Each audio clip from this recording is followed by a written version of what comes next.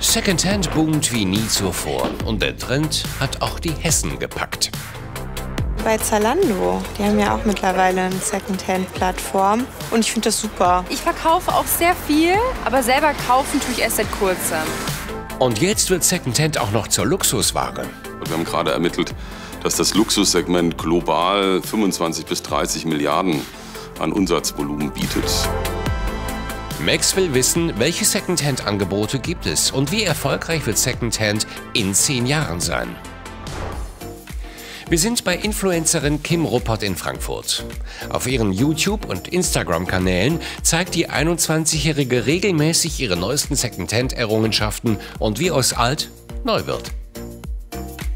Der Pulli ist wieder der von Vino Kilo, Secondhand. Genauso wie die Hose, die ist auch Secondhand. Und meine Doc Martens Winterstiefel.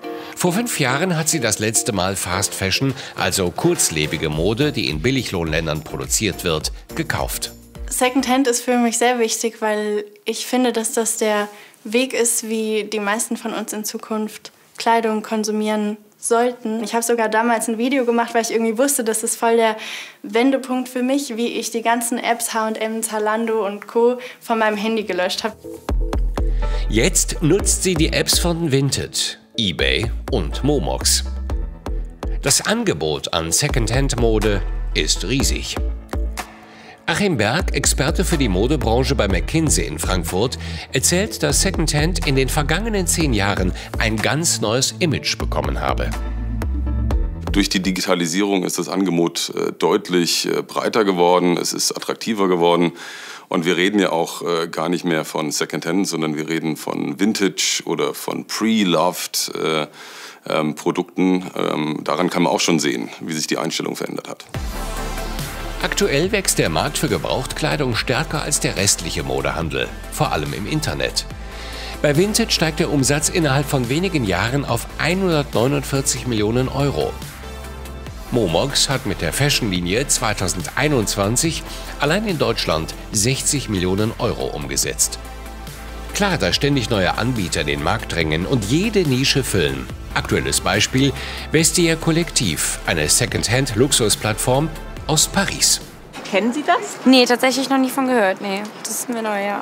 Nee, sagt mir gar nichts. Vestiaire Collective, genauso wie einzelne andere Plattformen, fokussieren sich auf Luxusartikel. Und hier werden vor allem 2 Kundengruppen angesprochen. Zum einen diejenigen, die besondere Vintage-Artikel oder limitierte Artikel suchen, die es auf dem normalen Markt nicht gibt. Also interessanterweise gibt es auch dort viele Artikel, die heute teurer sind, als der ursprüngliche Verkaufspreis es war. Und auf der anderen Seite finden wir vor allem jüngere, ambitionierte Kunden, die gerne Luxusartikel kaufen möchten, die sich aber in den normalen Läden nicht leisten können oder noch nicht leisten können. Kunden für Luxus gibt es viele. Der Umsatz von Vestiaire Collective hat 2020 bei 400 Millionen Euro gelegen. 11 Millionen Nutzer in 60 Nationen hat Vestiaire nach eigenen Angaben derzeit. Die Umsätze wachsen um 12% jährlich. Wesentliche Treiber der Entwicklung, egal ob Normalo oder Luxuslinie, die Nachhaltigkeitsdebatte, die Digitalisierung des Secondhand-Handels und auch das Engagement der großen Online-Modeplattformen, die diesen Markt für sich entdeckt haben. Zum Beispiel Zalando. Unter der Rubrik Pre-Owned bieten sie Ware in neuwertigem Zustand an. Bei About You heißt das Second Love. H&M kooperiert mit Sellpy. Und was sagt Kim Ruppert zu diesem Bestreben? Für sie klingt das eher nach Greenwashing. Diese Formate oder diese Systeme, die da entwickelt haben, gib uns deine alte Kleidung, wir machen mit den Secondhand-Sachen ganz tolle Dinge und du bekommst dafür einen Gutschein, damit du noch mehr Fast Fashion kaufen kannst. Wenn man da mal kurz drüber nachdenkt, das ist so paradox und das finde ich, eigentlich sollte das verboten werden. Das ist total Verbrauchertäuschung. Doch der überwiegende Teil der Konsumenten möchte eben lieber Neuware. Zwar kaufen 34% regelmäßig Secondhand, weitere 28% können es sich vorstellen, doch am Gesamtumsatz, der mit Mode gemacht wird, macht der Secondhand-Markt aktuell gerade mal 5% aus. Diese Erfahrung machte auch KW Nemarti, der in Frankfurt 29 Jahre lang seinen Secondhand-Laden Escatira betrieb. Damals waren namhafte Marken zu günstigen Preisen gefragt. Billigmode als Neuware gab es kaum.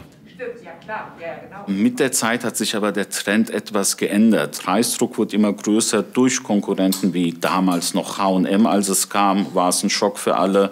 Irgendwann Primark, da haben auch alle anderen namhaften mit den Preisen nachgegeben. Und dadurch wurde es für Secondhand halt auch immer schwieriger. Also es ist einfach auch eine wirtschaftliche Frage. Nicht nur die Fast Fashion, auch Online-Plattformen wie Vinted setzten ihn unter Druck. Denn hier bestimmen die Privatverkäufer, für wie viel sie ihre Ware verkaufen möchten. Es ist ein gewisser Druck natürlich entstanden, weil die Kundinnen gesehen haben, dass die teilweise, zumindest auf den ersten Blick, online mehr für ihre Ware bekommen, weil wenn die da sagen, ich möchte 100 € dafür, dann steht es halt für 100 € online. Ob es verkauft wird, ist natürlich eine andere Geschichte. Und wir würden ja jetzt bei ein Teil, was 100 € wert ist, 50 € geben, weil wir müssen ja auch noch was dran verdienen.